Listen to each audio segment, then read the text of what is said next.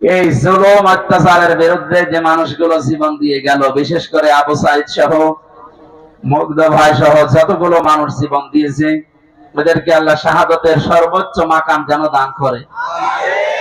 এই জায়গায় যেন কেউ ফতোয়াবাজি করবেন না যে না ওরা কেবল মারা গেল, তো শহীদ হয়েছে। কে বলেছে শহীদ হয়নি? পানিতে ডুবে মরলে যদি শহীদ হয়, আগুনে পুড়ে মরলে যদি শহীদ হয়, দেওয়াল চাপা পড়ে মরলে যদি শহীদ হয়, অ্যাক্সিডেন্টে মরলে যদি শহীদ হয়, জালেমের জুলুমের সামনে নিজের জীবনটা যে দিয়ে গেল, সে শহীদ হবে না? মানে এই কথা বলছেন, মাস্ট বি, আপনাকে বলাই লাগবে শহীদ। যদি কেউ স্বীকার না করেন, মুখ দিয়ে বলতে না চান, এ কথা কখনো বলবেন না যে ও মারা গেছে। শহীদরা মরে না। আল্লাহ বলেন ওরা জীবিত এবং আমি আল্লাহর কাছে খাবার খাই। খাবার খেলে আমরা জানি না শরীরে রক্ত গোশত তৈরি হয় না, হয় না? এটা যে হয় তার প্রমাণ নবীজির চাচা হযরতে হামজা রাদিয়াল্লাহু তাআলা আনহু, তাকে 70 টুকরা করেছিল। তার লজ্জাস্থান পর্যন্ত কেটে কেটে 3 টুকরা করেছে। এখানে দাঁড়িয়ে কি করে?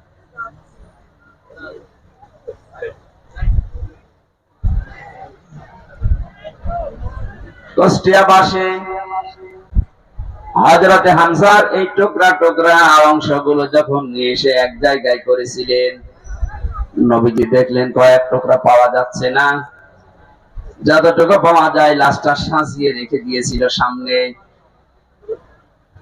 নিজের চাদরটা খুলে মাথা থেকে হাঁটু পর্যন্ত ঢাকা ছিল, বাকিটা ঢাকা যায় না।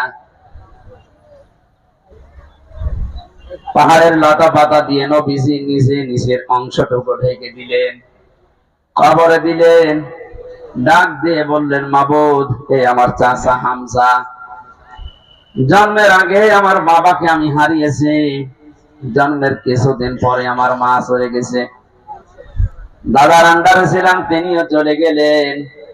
এই পৃথিবীতে সবচাইতে বেশি কষ্ট যারা আমার জন্য সহ্য করেছিলেন তার ভেতরে এই লোকটা একজন। তুমি আমাকে নবী বানিয়েছো, রাসূল বানিয়েছো, আমি সাক্ষী দিচ্ছি এই চাচার উপরে আমি এখনো পর্যন্ত রাজি আছি। তোমাকে আমি আহ্বান জানাই মাবুদ, তুমি আমার চাচার উপরে রাজি হয়ে যাও। কথাটা শুনতে যত ছোট মনে হচ্ছে, এই ব্যাপকতা কিন্তু অনেক বেশি। বিশ্ব নবী নিজে দাঁড়িয়ে বলছে আল্লাহ এই চাচার উপরে আমি রাজি আছি, এখনো পর্যন্ত খুশি আছি, আল্লাহ তুমি নিজেও রাজি হয়ে যাও। আল্লাহ খুশি না হয়ে পারবে? নবীজি তো কোনোদিন কথা বলা লাগেনি, শুধু মনের ভেতরে কামনা আসলেই কবুল হয়ে গেছে, অথচ আজকে নিজে তিনি দোয়া করছেন। কবর দেওয়ার 30 বছর পর একবার তার কবর ভেঙে গিয়েছিল মদিনায় ব্যাপক ঝড়ের কারণে। এই রক্তের স্রোতধারা আসছিল, ছোটবেলায় যারা তার সাথে যুদ্ধ করেছিল আজকে তারা বড় হয়ে গেছে।